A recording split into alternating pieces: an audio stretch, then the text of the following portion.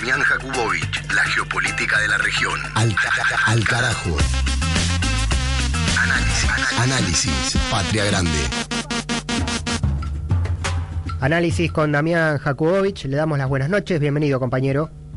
¿Cómo estás, Pablo? ¿Cómo están todos? Muy bien, hoy Colombia. Sí, hoy vamos a hablar de la geopolítica de Colombia.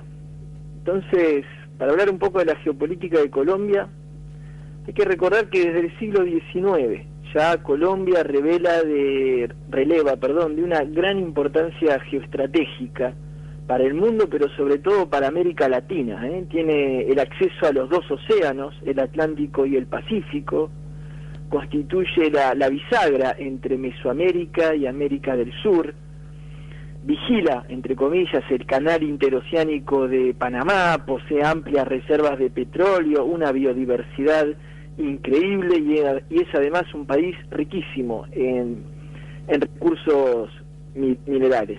Y además Colombia, una cosa que el complejo militar estadounidense agradece muchísimo y de sobremanera, después lo vamos a tratar, tiene problemas de narcotráfico y de terrorismo, entre comillas.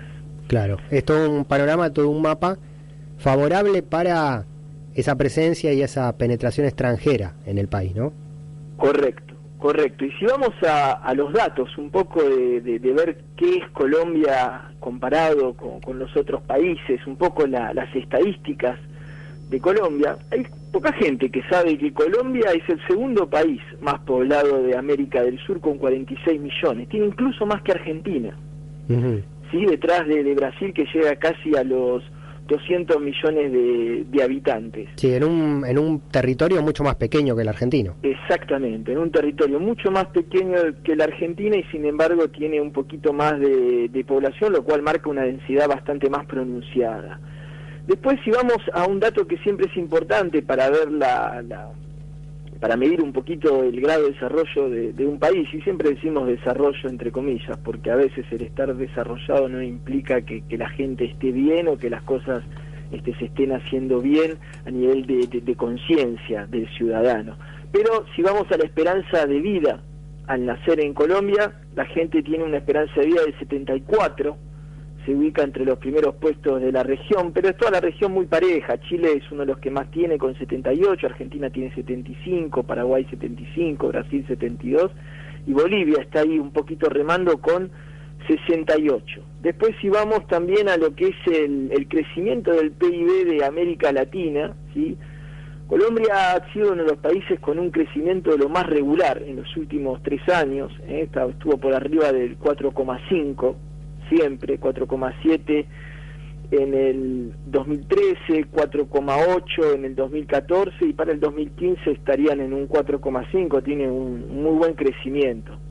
Después si vamos a la tasa de mortalidad de Colombia, la tasa de mortalidad infantil, ahí Colombia ya empieza a tener bastante más que desear. Por ejemplo, si lo comparamos con Cuba, que tiene 4,2, o sea, entre más baja es la tasa de mortalidad, mejor, porque quiere decir que menos chicos mueren antes de llegar al año.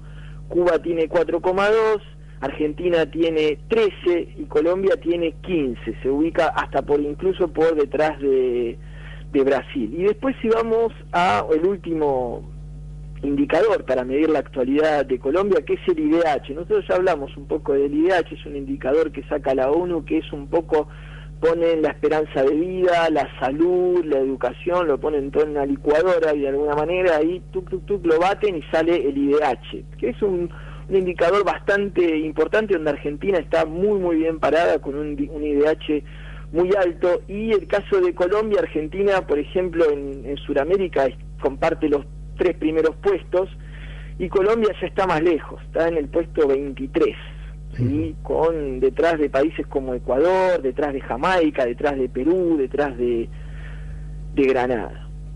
Bien, ahora nos metemos en la actualidad colombiana. ¿Sí? Vamos a decir que, bueno, el presidente de Colombia es Juan Manuel Santos. Juan Manuel Santos, ¿sí? Fue político, periodista, economista y es presidente de Colombia desde el 7 de agosto del 2010. Antes de eso fue ministro de de Comercio Exterior para César Gaviria, ministro de Hacienda con Andrés Pastrana. Y un dato importante es que antes de asumir como presidente, la familia del presidente Santos era propietaria de uno de los diarios más importantes que tiene Colombia, casi como si en Argentina, para los radioescucha de Argentina, casi como que la familia de Santos era dueña de La Nación, claro. Digámosle, el segundo o tercero diario con más tirada del país, cosa que tuvo que deshacerse, entre comillas, del diario cuando asumió como presidente. Pero esto es importante porque significa que es un presidente que maneja muy bien el tema de la comunicación. Así es, Santos también fue ministro de hoy su archirrival,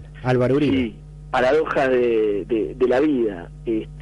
Fue ministro de Defensa del gobierno de Uribe, ¿sí? Desde julio del 2006 hasta el 2009. Era el delfín de Uribe, era el que Uribe mandaba hablar, y cada vez que Santos hablaba se movilizaban las tropas venezolanas. ¿Se acuerdan en aquella época donde Colombia y Venezuela estuvieron al borde de la guerra?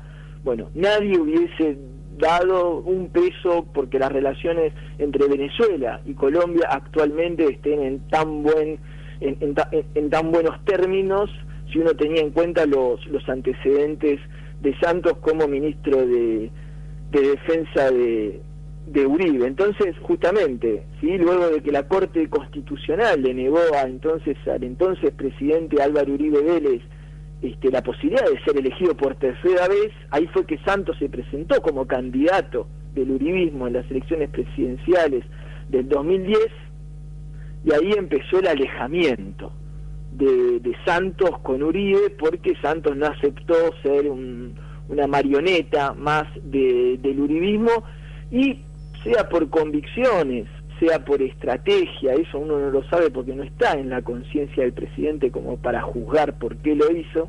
La realidad es que Santos se fue como girando hacia de la ultraderecha o de la derecha ortodoxa a la centro-derecha, o sea, se fue inclinando hacia la izquierda para llegar al centro, y hoy en día la disputa del poder entre Colombia está entre el partido o el poder de Santos, ¿sí? Que sería la centro-derecha, y la ultraderecha, que está representada por el expresidente Álvaro Uribe, que no puede volver a presentarse. Sí, y la izquierda colombiana que quedó atrapada en esa puja, ¿no? En esa disputa, y terminó plegándose y apoyando y haciendo casi un cogobierno con Santos, ¿no? Sí, son las paradojas que se dan en esto que hablamos siempre, en esta nueva geopolítica internacional, que es cada vez más difícil poder decir y poder tratar de dividir a los gobiernos entre izquierda y derecha como se hacía en la época de la Guerra Fría. Hoy en día está todo mucho más fusionado, entonces hay que empezar a buscar también, y esto es el desafío de los que comunicamos, empezar a buscar nuevos términos para poder definir nuevas realidades, ¿no?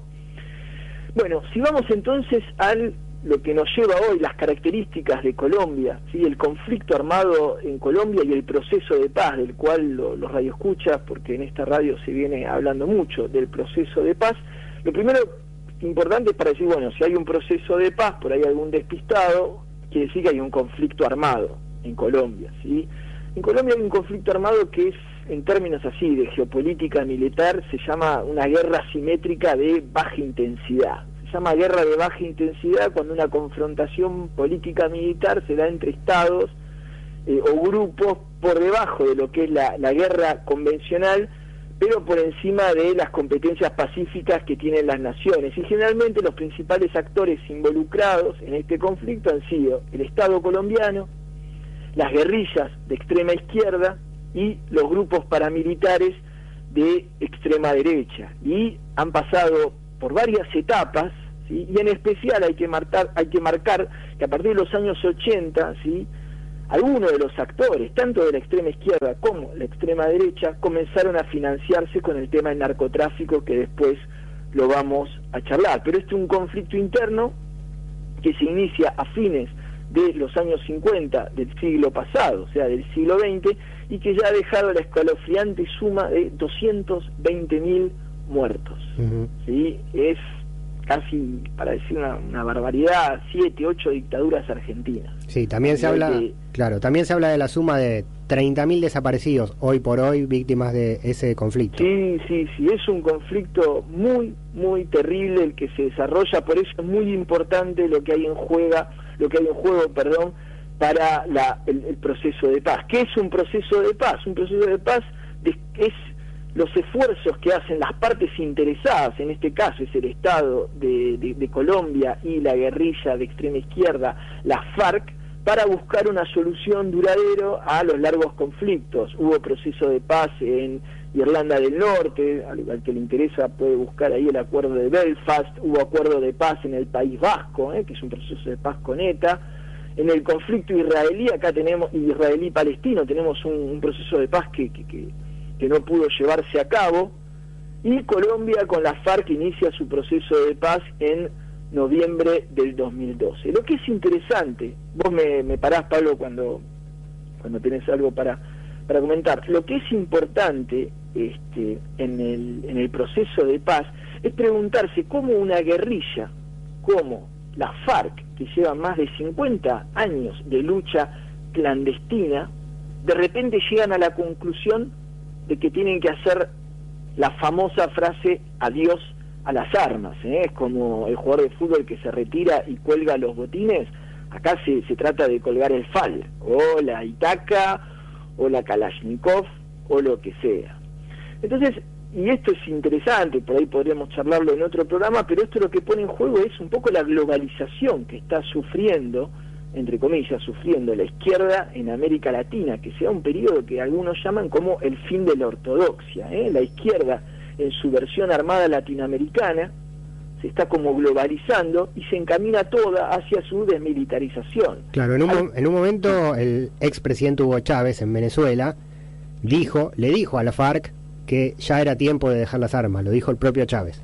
Sí, es muy importante lo que decís. Eso fue casi cuando fue, lo recuerdo, fue en agosto del 2010, porque yo estaba como muy atento a eso, y el presidente Chávez lo había afirmado en uno de sus programas, Aló Presidente, había dicho que la guerrilla colombiana no tiene futuro con las armas, y eso, como vos decís, fue el principio del fin para la FARC, porque de esta manera, digamos, que lo soltaba el último anclaje que la FARC tenía. Pero el proceso de la FARC de desmilitarización tiene antecedentes en América Latina. Está el M-19, el Frente Sandinista, el Frente Farabundo Martí, está la ETA en Europa misma. Pero uno de los especialistas, ¿sí?, en términos de desmilitarización y sobre todo de la FARC, marcan que ¿se acuerdan? En el 2008, ¿se acuerdan que Colombia viola la soberanía de Ecuador y mata a Raúl Reyes? ¿Sí? 1 de marzo del 2008. 25 días después, el 26 de marzo del 2008, se muere Manuel Marulanda Vélez, que es un poco el Fidel Castro. Como Fidel Castro es para Cuba, lo que Manuel Marulanda Vélez era, salvando las distancias, pero era el líder máximo de la FARC.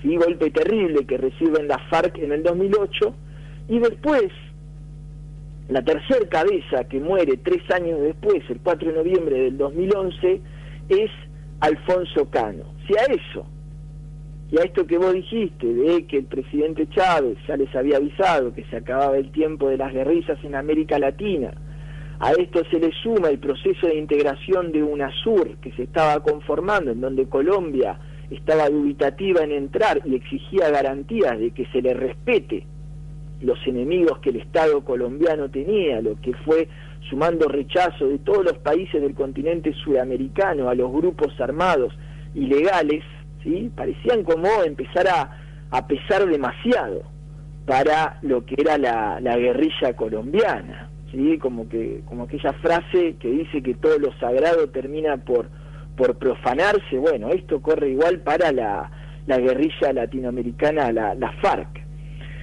Entonces, tenemos que estas muertes que se fueron sucediendo, estos golpes que fue recibiendo la FARC en el 2008, en el 2011, Y a esto también es importante como otro factor que favorece la desmilitarización de la FARC, ¿sí?, es justamente la desmilitarización y y politización de las guerrillas de El Salvador, ¿sí?, y de Nicaragua. Claro, que luego llegan al gobierno a través de las urnas. Exactamente, imagínense el ejemplo que tienen las FARC, ellos metidos en la selva, tiroteándose, estando en la clandestinidad, y ven que otras guerrillas en América Latina no solo salen de la clandestinidad, no solo se transforman en partido político, sino que ganan el poder. Y a eso se le suma que, si uno compara los años 90 con este principio de milenio que estamos viviendo, en donde en los años 90 en América Latina había solamente gobiernos donde el de más izquierda era de centro derecha, imagínense lo que eran los gobiernos de América Latina, y ahora se encuentran con un contexto súper favorable donde la mayoría de los gobiernos o son de centro izquierda o son de izquierda, digamos que hay todo un contexto geopolítico muy favorable para la desmilitarización y para el adiós a las armas de la FARC. De ahora en más, ¿sí?, la decisión política e histórica ahora sí le pertenece casi, por decir, al pueblo colombiano, ¿sí?, porque ahora la decisión está en el pueblo de ver si acepta o no acepta. Todo parece indicar, las encuestas lo dicen, que la mayoría, gran parte, la inmensa mayoría del pueblo colombiano quiere que la FARC se integren, quieren dar vuelta a la página de esta guerra civil que viene generando tantas víctimas por parte del Estado, víctimas por parte de la FARC, víctimas por parte de los paramilitares, ¿sí? Siempre es el pueblo el que termina pagando en estos casos. Entonces, en este contexto aparece este proceso de paz, estas negociaciones de paz que se están dando entre el gobierno de Santos y la FARC, es como la gran carta que le ha permitido a Santos ser reelegido, lo cual es una muestra grande de lo que el pueblo colombiano ansía, esta paz duradera que le viene a proponer Santos. Santos, podríamos decir que prácticamente ha sido elegido para poder concluir este proceso de paz. Recordemos que este diálogo se inicia en Oslo y en la actualidad se está desarrollando en La Habana, ¿sí? Así es. Su objetivo, digamos, final es la terminación del conflicto. El proceso se divide en 4 fases. La primera fase ya se hizo, fue la etapa de acercamientos secretos, las conversaciones así exploratorias que hubo durante meses. La segunda es la concreción de acuerdo, la tercera va a ser digamos, el pase a referéndum, y la cuarta es la implementación. Lo que sí, actualmente el proceso de paz está en una dificultad bastante importante porque hay muchos poderes internos a la derecha, internos a la izquierda, internos al uribismo, a los lobbies militares. Hay muchos poderes muy importantes en Colombia, o por ideología pura, pero que no les interesa que se lleve a cabo este acuerdo. Entonces siempre hay una tregua, hubo un alto el fuego donde dice, bueno, muchachos, durante las conversaciones de paz ni el gobierno ni la FARC nos tiramos encima, pero que nadie dispare. Y alguna bala se escapa, esto es parecido al conflicto israelo-palestino, siempre de algún lado se dispara y ahí se arma de nuevo la de San Quintín, se suspenden las negociaciones, los negociadores que están en La Habana del Estado se vuelven, los de la FARC se vuelven y hay que volver a empezar. Así es. Damián, en la geopolítica regional, sí. Colombia en guerra es una ficha para Estados Unidos. Justifica su presencia militar, su ayuda económica, su control social, su faro puesto en esta puerta de América del Sur que es Colombia. Colombia en paz, ¿dónde la ponemos geopolíticamente? Es muy interesante lo que decís, porque esto también hay que recordarle a la gente a nivel regional, ¿sí? Una de las grandes, Estados Unidos tiene 2 grandes excusas para tener las inmensas, casi entre 20 y 30 bases militares, depende el nombre que se le ponga, el título, pero más o menos se calcula que entre 20 y 30 bases militares tiene Estados Unidos en América Latina, ¿sí?, de las cuales casi la mitad, 9, 10 bases se encuentran en Colombia.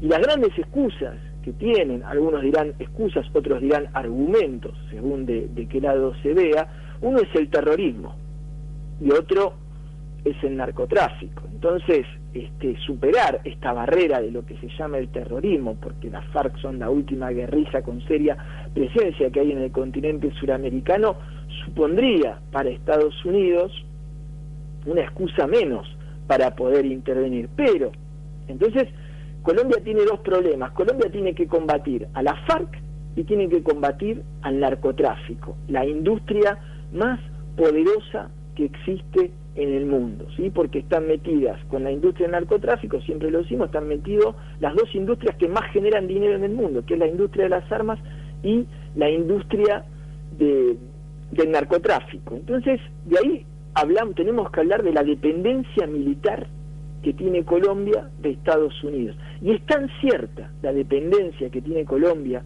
con los Estados Unidos, como también es verdad, y esto es muy importante subrayarlo, que ningún otro bloque regional en el mundo le ofrece préstamos serios a Colombia en materia de armamento que le permitan al gobierno colombiano prescindir de la ayuda norteamericana para combatir con las armas y la logística adecuada a los narcos que tienen estructuras superinfladas con los supermillonarios ingresos que el narcotráfico genera. Entonces, esto también, en ese sentido, y esto por ahí es una opinión personal, pero yo considero que el narcotráfico nunca ha sido un problema nacional para Colombia, sino un problema regional. Esto lo hablamos 30.000 veces en tu programa, lo que constituye además una excelente excusa, como lo venimos hablando, para la presencia extranjera en el continente. Y la realidad indica hoy, y a Colombia le pasa lo mismo, que la pobreza de los estados latinoamericanos no les permite a los estados latinoamericanos poder competir con las fuerzas narcoarmadas. Entonces, es muy importante esto que hablamos cuando hablamos de la geopolítica de Colombia. Entonces, decimos, bueno, y esto siempre lo charlamos, Colombia es un gran ejemplo de la necesidad que lo repetimos hasta el hartazgo, de tener que constituir un bloque regional de defensa de UNASUR, una especie de bloque regional, que la UNASUR ya ha evaluado la posibilidad de financiar parte de la ayuda militar necesaria para combatir o las guerrillas o los grupos armados ilegales y poder romper, así más no sea, un poquitito la dependencia colombiana con los Estados Unidos. Pero esto está todavía muy, muy, muy verde. Le voy a dar algunos datos de Colombia y el armamentismo, para que vean lo que es la geopolítica militar de Colombia, lo metido que está, lo insertado que está dentro de la población colombiana el tema de las armas. Colombia, de toda la región, es el país que mayor porcentaje de su PIB le otorga al sector de la defensa. Es más del 4%, duplica la media latinoamericana. Colombia es el país con mayor porcentaje latinoamericano de efectivos de fuerzas del orden por habitante, 6,5 por cada 1.000 habitantes. Es el tercer país del mundo en recibir mayor ayuda financiera para gastos militares por parte de Estados Unidos, después de Egipto y de Israel. Es el famoso Plan Colombia. Y un dato también que es muy preocupante para Colombia, es que Colombia ocupa en materia de paz global interna y violación de derechos humanos los puestos más bajos del planeta, y tiene la peor calificación de todos de América Latina. Ya lo dijimos, cuenta con más de 200.000 muertos víctimas del conflicto en 50 años, y se calculan también, un dato que no es menor, 10.000 niños soldados en el territorio. Para cerrar este panorama, porque lo más increíble de todo que tiene Colombia, que a pesar de todo esto que acabamos de decir, el pueblo colombiano es un pueblo maravillosamente alegre, debe ser uno de los pueblos más felices del mundo. Parecería que el ser humano, entre más le están pegando, más parecería que tiene todo para llorar, es de donde más saca fuerzas para renacer, como es el ejemplo del pueblo cubano, que viene sufriendo 50 años de bloqueo, o el pueblo de Haití, que lo charlamos hace poco tiempo, un pueblo que viene de desgracia tras desgracia. También esto, el panorama en los últimos 100 años de Colombia ha sido trágico, ha sido difícil, y sin embargo usted pisa suelo colombiano, cualquier persona que conozca un colombiano en el mundo es una persona alegre, es una persona positiva, es una persona que mira para adelante. Esas son las grandes paradojas que hay, las diferencias que hay entre, parece que el sistema más corrompido está, más podrido está, la gente, los humanos que lo habitan sacan más fuerza para poder salir adelante a nivel de conciencia. Así es, todo esto que decís sobre la alegría y el arte del pueblo colombiano, lo certificamos aquí en el programa cada vez que viene un músico, cada vez que hablamos con un escritor, con un poeta de ese país y también de otros países de América Latina. Geopolítica de la región con Damián Jakubowicz, hoy Colombia. Compañero, muchas gracias. Un fuerte abrazo para todos, que sigan bien.